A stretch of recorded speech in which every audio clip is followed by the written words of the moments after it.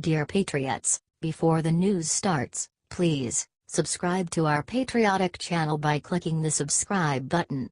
Give us a thumbs up to this video. Don't forget to leave your opinion below in the comments section. Share the news on Facebook and Twitter so your friends see it. Thank you. She's cooked. Debbie Wasserman-Schultz will be spending time in jail after what prosecutors just did. LW has continued to follow the investigation into Debbie Wasserman-Schultz and the IT scandal. Sadly, the MSM has not, which proves exactly what they are all about. This is shady as heck, y'all. Something you might see in a movie.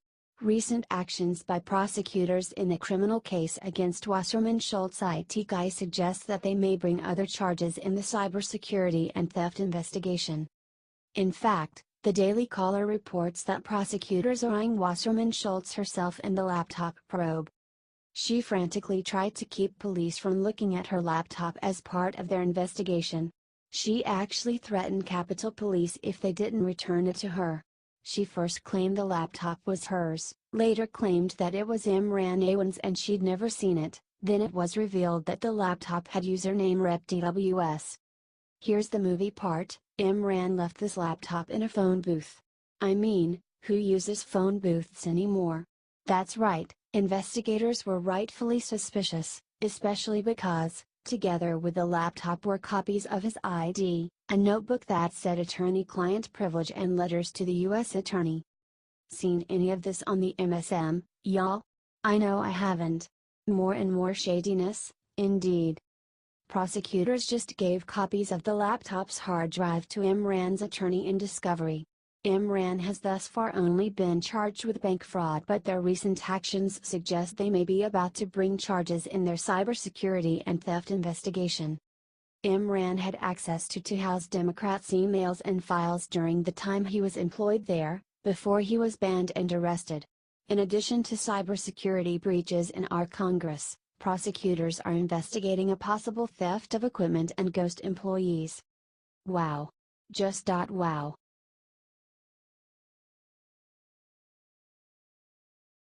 Stealth Trump just permanently made America great again while media was looking the other way. Trump is one smart man and he's taking full advantage of the fact that the media and his other detractors assume he's an idiot. While they continue to focus on Russia, fuel division by inciting Antifa violence and try to say he isn't helping hurricane victims, which is totally ridiculous, he is quietly and with efficient laser focus, changing the country to ensure his promise to make America great again. He is doing this by redesigning the federal courts. For instance, the Ninth Circuit Court has continually stamped down Trump's travel ban, his plan to keep our country safe from terrorists. Trump is working to change that, though. He just named more judges to sit on the federal appeals courts, where, for example, there are now 4 vacancies on the Ninth Circuit. He has named Ryan Bounce to that court, a federal prosecutor with great credentials, who served in the Bush administration. He also just named Gregory Katzes to the U.S. Court of Appeals for the D.C. Circuit. Mr. Katzes currently serves as Deputy White House Counsel. In Trump's White House, of course. He, too, has a stellar reputation. I can't emphasize enough how important what Trump is doing in U.S. courts while no one is paying attention is. Our courts have more power over our lives than most people realize on a day-to-day basis. They shape the laws under which we live every single day. As an attorney, I am keenly aware of how important our judges' personal political views are on cases, no matter how objective they may try to be. If you are happy about Trump's performance as a president, please get this shared and comment. Way to go, Trump. The Daily Caller. Scam alert: a major credit company has just been hacked and millions of people might get scammed. Credit reporting service Equifax has been under intense scrutiny in the aftermath of its revelation that their security systems had been breached. The cyber attack occurred on July 29, but it wasn't announced until Thursday. The attack compromised more than 143 million customers and their private information. In an era where many corporations have been victims of hacking, Equifax is under fire not for allowing the breach but how the company has handled it. 3 company executives including CFO John Gamble sold stocks in the company 3 days after the breach happened. The executives, who claim to have not received information of the breach at the time they sold the stock, made a combined total of $1.8 million. What's worse is that it took over a month for them to go public with the information, preventing millions of people from securing their identity from theft and fraud. Equifax said in its formal statement that hackers accessed social security numbers, names, birth dates, addresses, and in addition to the credit billing information of its customers. If it turns out that the executives who sold their stock had knowledge of the breach, they could be charged with felonies for engaging in illegal stock practices. Equifax shares tumbled 13% in the hours after their announcement, meaning the executives Gamble, Joseph Lochran and Rodolfo Polder avoided losses in the transaction. Equifax is doing its best to remedy the situation, but even that effort has fell short. The company created a website to allow its customers to find out if they were affected by the hack, but it doesn't offer much assistance. Not only does the new page require that you give Equifax more of your personal information, but it shows a basic thank you screen at the end, which means it's simply a customer service inquiry form. CEO of Equifax Rick Smith released a video where he formally read a statement from a teleprompter which seemed to rub some people the wrong way.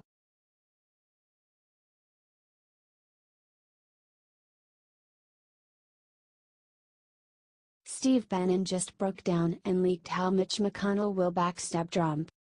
The former chief White House strategist Steve Bannon told CBS Charlie Rose on 60 Minutes that the Republican establishment is trying to kill off Trump's election victory.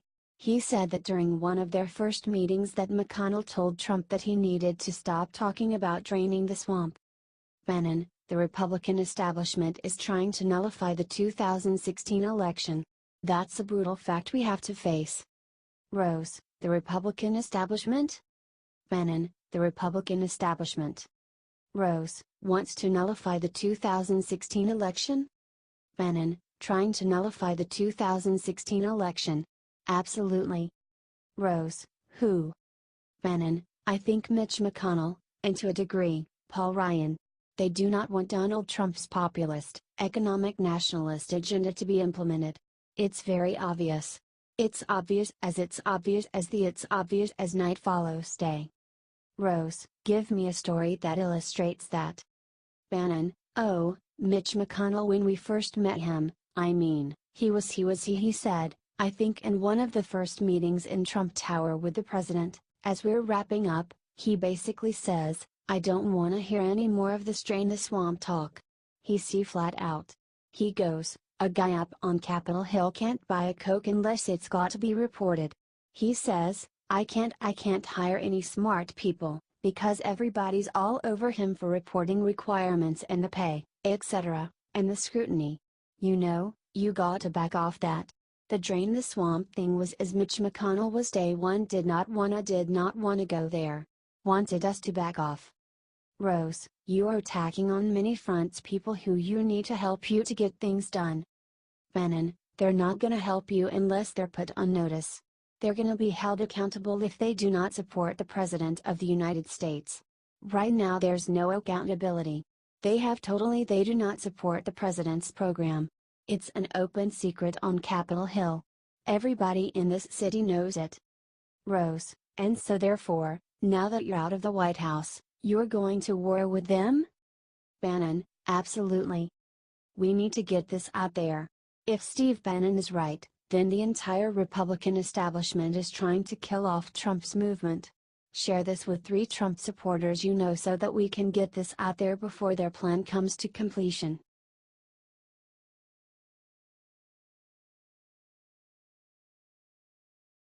A new study was released and what's in it could bring down CNN.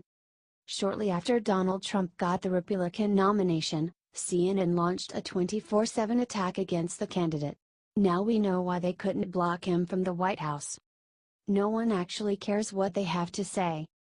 A new study from the American Economic Review shows that CNN has a mostly negligible effect on American voting habits, according to Vox. Meanwhile, The Fox News effect translates into a 0.46 percentage point boost to the GOP vote share in the 2000 presidential race, a 3.59 point boost in 2004, and a 6.34 point boost in 2008, they add. That was enough to swing the 2004 election. And it's only getting worse as CNN continues to lose its viewers. So while CNN sinks in the ratings, they can't even take a moral victory against their adversary in the White House. By adopting a critical, and often fake, stance against the president, the network hoped to gain influence among the electorate. The only problem is, when it comes to changing minds, CNN simply doesn't have what it takes. Now, rumors are circulating that CNN boss Jeff Zucker may soon be out of a job as a result of the network's poor performance. So the president needn't worry about the insignificant pundits at CNN. He has all the power. They have none. Share and comment CNN is fake news if you think CNN should give up their anti-Trump agenda. Angela Merkel about to walk on stage, when she came under fire from something fat and red. On Tuesday, German Chancellor Angela Merkel was pelted with tomatoes at an election rally in Heidelberg over her awful, open-door refugee policy. It seems that the Germans aren't very excited with the fact that she has been steadily killing the country. According to the Daily Mail, police are saying that tomatoes were thrown multiple times during Chancellor Merkel's speech. One specifically hit her on her left hip. Even one of her aides was hit by the flying fruits. She was also hit with the words liar and hypocrite. My. The German people are really upset with her. The noisy demonstration is more evidence that European globalism led by Merkel is under siege. Something similar happened in Saxony, where she was booed and shouted down by citizens protesting her open-door policy. Share this if you are tired of Angela Merkel wrecking Europe. She is tearing apart Europe and it needs to stop now. Thanks for watching.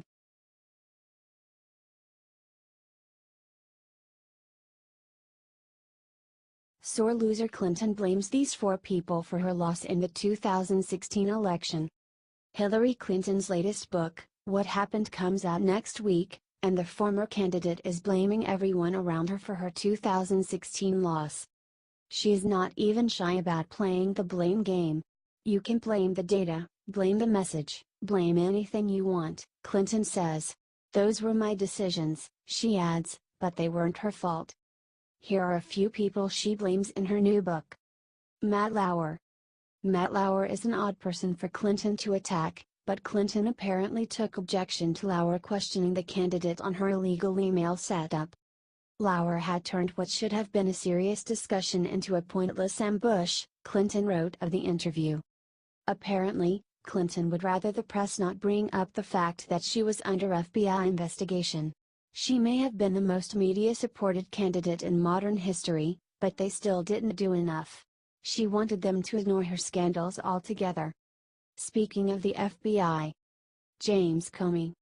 Clinton didn't like the fact that Comey had the audacity to reopen the FBI investigation once he discovered new evidence the campaign refused to turn over to authorities. My first instinct was that my campaign should hit back and explain that James Comey had badly overstepped his bounds, Clinton says. Looking back, that was a mistake. Maybe she shouldn't have broken the law. Bernie Sanders. Clinton believes Bernie Sanders put her in a straitjacket because her allies told her not to attack him or his supporters. In an excerpt from her book posted to Twitter, Clinton claims Sanders' supporters weren't willing to listen to her, even though he was pursuing a pipe dream. This stopped her from being seen as a true progressive and was one of the reasons she lost, she argues. Sexists. This last quote from her book might be the most absurd. Despite the massive amounts of blame she assigns to everyone around her, she also manages to make her failings about her sex. What makes me such a lightning rod for fury? I'm really asking. I'm at a loss, she writes. I think it's partly because I'm a woman.